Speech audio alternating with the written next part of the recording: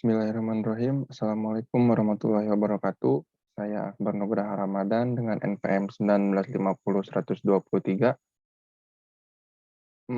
program studi Pendidikan Pancasila dan Kewarganegaraan dalam mata kuliah Interpersonal Skills PKN. Saya akan menjelaskan tentang problem solving. Yang pertama ada masalah tentang malas ketika terdapat tugas beberapa mata kuliah yang waktunya bersamaan. Analisis kemungkinan sebab potensialnya adalah ketakutan akan tidak tepat waktu untuk pengumpulan tugas dan kurang manage waktu untuk memulai semuanya, lalu bingung untuk harus mulai dari mana. Identifikasi solusi yang memungkinkan adalah yang pertama ada mulai manage waktu untuk prioritas tugas setiap mata kuliah, lalu yang kedua ada mengetahui konsekuensi yang akan didapat ketika tidak mengerjakan tugas. Selanjutnya ada motivasi diri. Yang selanjutnya ada pilih prioritas solusinya adalah motivasi diri, karena jika dengan motivasi diri akan melancarkan ke segala hal yang menghambat untuk mengerjakan tugas yang sudah seharusnya dikerjakan. Lalu susun rencana tindakan adalah mulai memotivasi diri untuk membuat pikiran menjadi siap untuk mengerjakan tugas yang cukup banyak, lalu mulai mengerjakan tugas berurutan dengan deadline-nya yang paling sebentar dengan manage waktu dan manage diri agar semuanya berjalan lancar.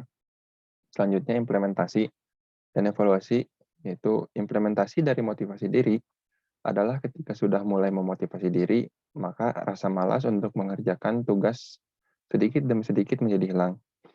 Dan menjadi semangat untuk mengerjakan tugas karena dilihat dari konsekuensi dan tanggung jawab yang harus dilakukan sebagai mahasiswa, dan jika muncul kembali rasa malasnya, maka istirahat sejenak untuk mulai memotivasi diri kembali. Lalu masalah yang kedua, ada tidak percaya diri dengan konflik batin dengan dosen yang terjadi ketika ingin memulai percakapan atau menjadi canggung ketika ingin berbicara dan memperbaiki kesalahan.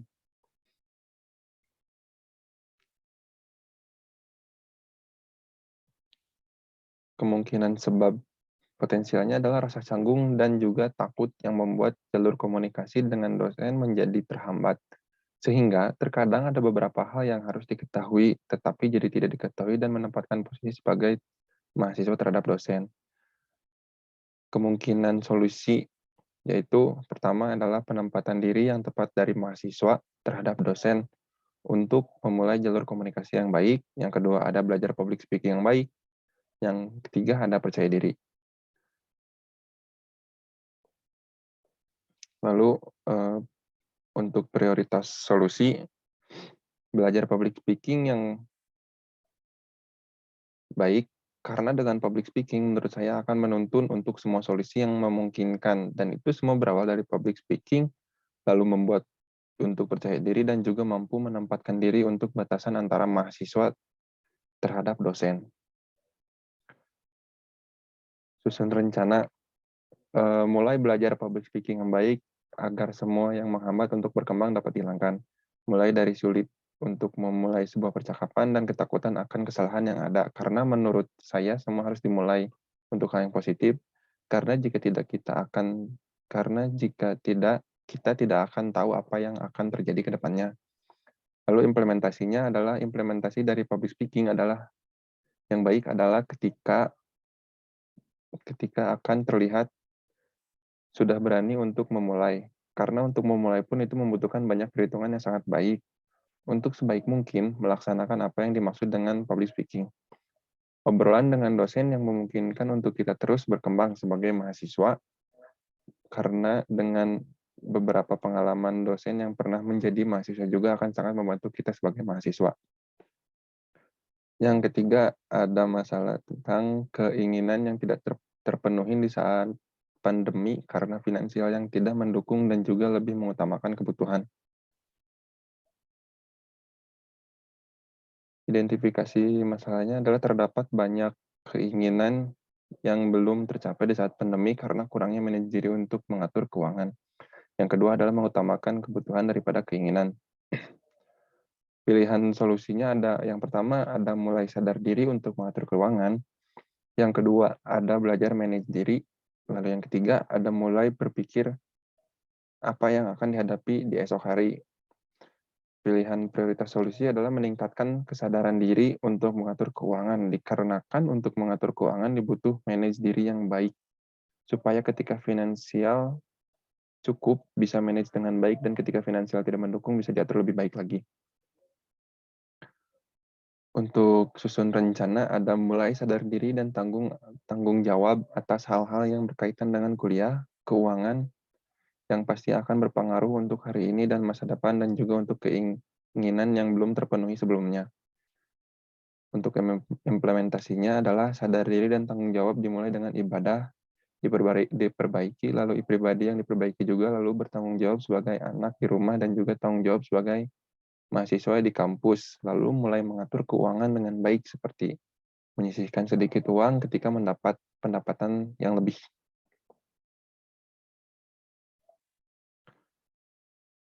Yang keempat, guru PPKN yang sulit mendapat pekerjaan. Identifikasi masalahnya adalah persaingan dari tiap sumber daya manusia yang semakin meningkat.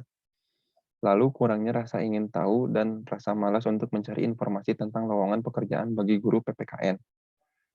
Untuk pilihan solusi ada yang pertama, mulai mencari informasi tentang lowongan kerja, lalu melamar pekerjaan sesuai dengan kemampuan dan skill di luar kemampuan utama, yaitu sebagai guru. Yang ketiga ada meningkatkan kualitas diri. Untuk solusi prioritas adalah meningkatkan kualitas diri. Dengan itu akan lebih mudah untuk pekerjaan yang sesuai dengan kemampuan dan skill, karena dengan itu maka kita akan menjadi orang yang dipandang lebih oleh perusahaan ataupun lembaga, karena dalam masa kuliah pun akan ada magang yang jika kita meningkatkan kualitas diri akan menjadikan kita sebagai prioritas pilihan dari lembaga ataupun perusahaan. Mulai susun rencana adalah mulai belajar untuk meningkatkan skill, meningkatkan diri dengan soft skill, lalu dengan belajar pribadi yang memungkinkan sesuai dengan minat dan kemampuan untuk pekerjaan nanti, lalu mencari tentang informasi pekerjaan, mencari informasi lowongan pekerjaan untuk lalu mencoba untuk melamar pekerjaan. Untuk implementasinya, ada implementasi dari itu semua dimulai dari doa, usaha, dan kemauan diri untuk menjadi pribadi yang lebih baik, lalu melamar pekerjaan sesuai dengan kemampuan dan minat. Yang selanjutnya ada kesenjangan pada penghasilan guru PNS dan guru honorer, yang jika dilihat itu sangat tidak adil. Identifikasi masalahnya adalah kesenjangan yang terjadi paling utama adalah tentang masalah gaji yang tidak sebanding, berbeda dengan guru honorer yang di bawah sekolah yang di guru honorer yang di sekolah swasta di bawah yayasan yang sudah mapan. Pilihan solusi ada memaksimalkan kinerja selama kerja, lalu mencari pekerjaan sampingan untuk guru honorer, lalu peraturan yang seharusnya menyeimbangkan antara honor dari guru PNS dan juga guru honorer. Pilihan solusi prioritasnya adalah peraturan yang seharusnya dibuat oleh pemerintah setempat untuk keseimbangan atau kesetaraan antara guru PNS dan guru honorer agar tidak ada kesenjangan dari kedua itu, karena jika dilihat dari kesenjangannya itu sangatlah jauh dan berbeda. Mulai susun rencananya adalah melakukan pengajuan kepada pihak sekolah ataupun langsung ke pemerintah untuk menyetarakan antara guru PNS dan guru honorer, agar tidak terjadi kesenjangan dengan surat atau menyuarakan secara bersama. Implementasinya adalah dimulai dari penyuratan kepada pihak sekolah, lalu kepada pemerintah, dan jika masih belum ada tanggapan, mungkin opsi terakhir adalah penyuaraan secara bersamaan untuk hasil yang baik untuk guru PNS maupun guru honorer. Lalu menurut saya mungkin seharusnya memiliki pekerjaan sampingan atau usaha untuk menutupi pendapatan yang kurang memuaskan. Lalu yang terakhir ada tidak berdamai dengan rekan kerja di tempat bekerja. Identifikasi masalahnya adalah rasa iri yang membuat situasi di area kerja menjadi tidak nyaman karena merasa teman kerja lebih baik dari kita dan lebih dekat dengan teman kerja yang lain, ataupun dengan atasan di tempat bekerja.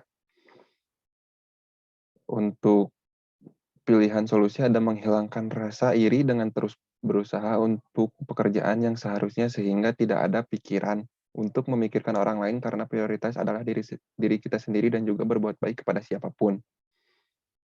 Lalu untuk prioritas solusi adalah introspeksi diri menjadi prioritas dalam masalah rasa iri yang disebabkan dari diri sendiri karena ketidakpuasan terhadap kinerja diri sendiri, sehingga membuat rasa iri menjadi muncul.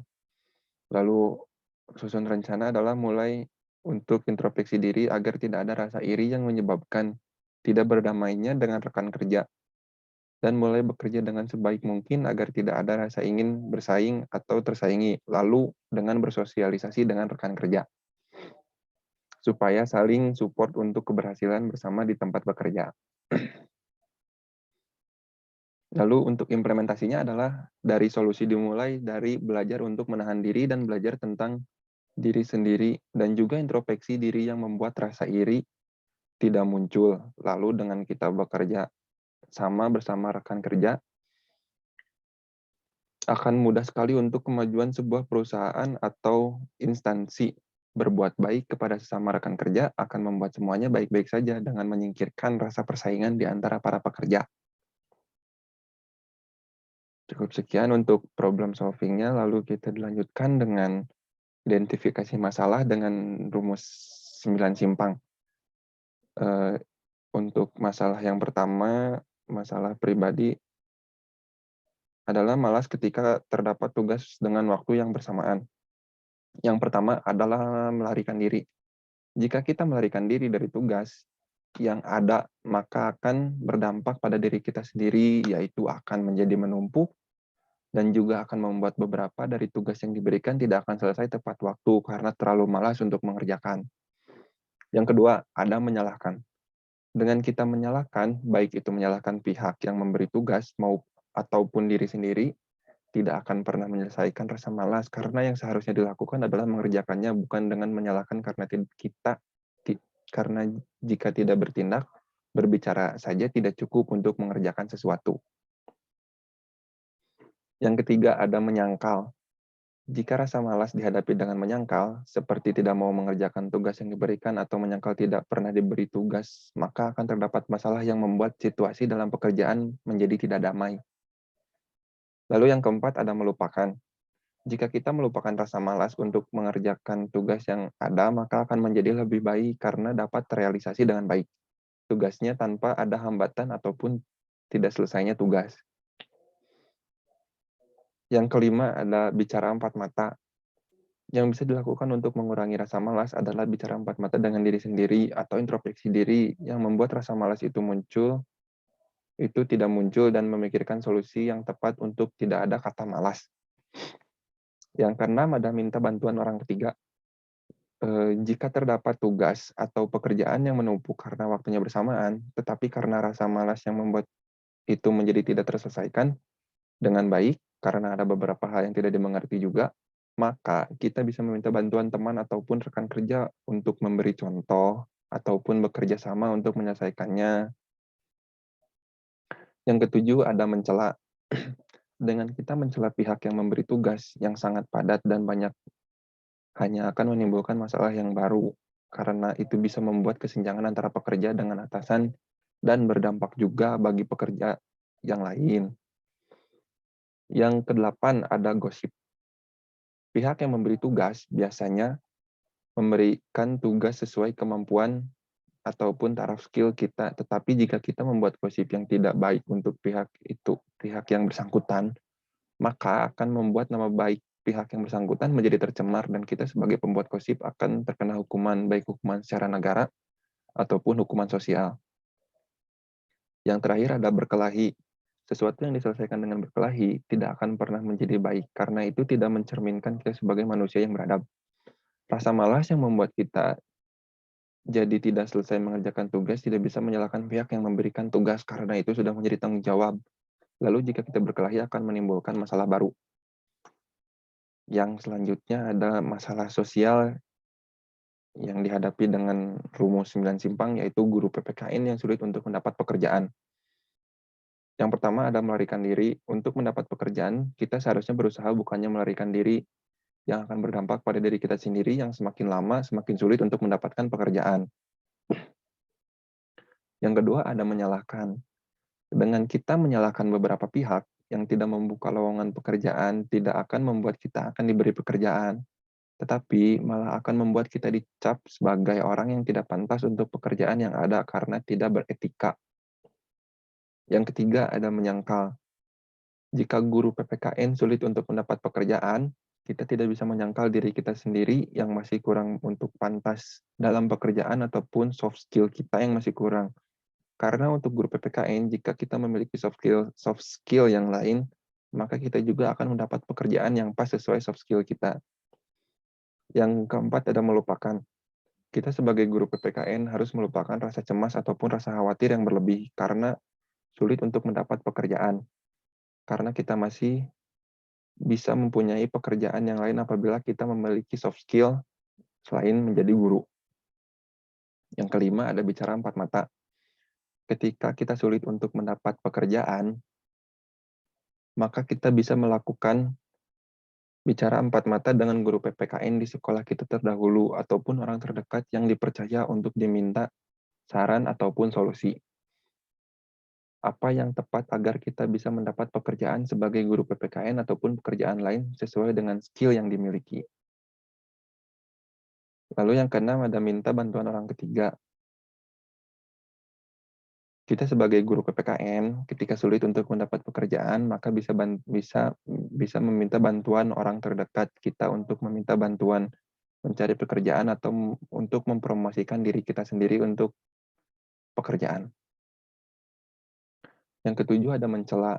Dengan kita mencela beberapa pihak yang tidak membuka lowongan pekerjaan bagi guru PPKN tidak akan membuat masalah menjadi lebih mudah, malah akan menjadi lebih sulit karena jika terdengar oleh pihak yang bersangkutan, maka kita tidak akan pernah ada di tempat kerja itu dan bisa dikenakan sanksi atas pencemaran nama baik. Yang kedelapan ada gosip. Jika kita membuat gosip tentang sulitnya pekerjaan untuk guru PPKN, maka kita tidak akan pernah mendapat pekerjaan karena kita terlalu mengutamakan membicarakan orang atau sebuah instansi, tetapi tidak ada tindakan nyata dari diri sendiri untuk mencari pekerjaan. Yang terakhir ada berkelahi. Ketika kita kesulitan mendapat pekerjaan dan menjadi marah lalu berkelahi dengan orang atau teman yang tidak bersalah, maka akan timbul potensi masalah baru yang membuat kita semakin sulit untuk mencari pekerjaan karena kita yang sulit untuk mengendalikan emosi. Untuk masalah problem solving, cukup sekian dari saya Akbar Nugraha Ramadan. Mohon maaf bila ada kesalahan. Wabillahi taufiq wal hidayah. Wassalamualaikum warahmatullahi wabarakatuh.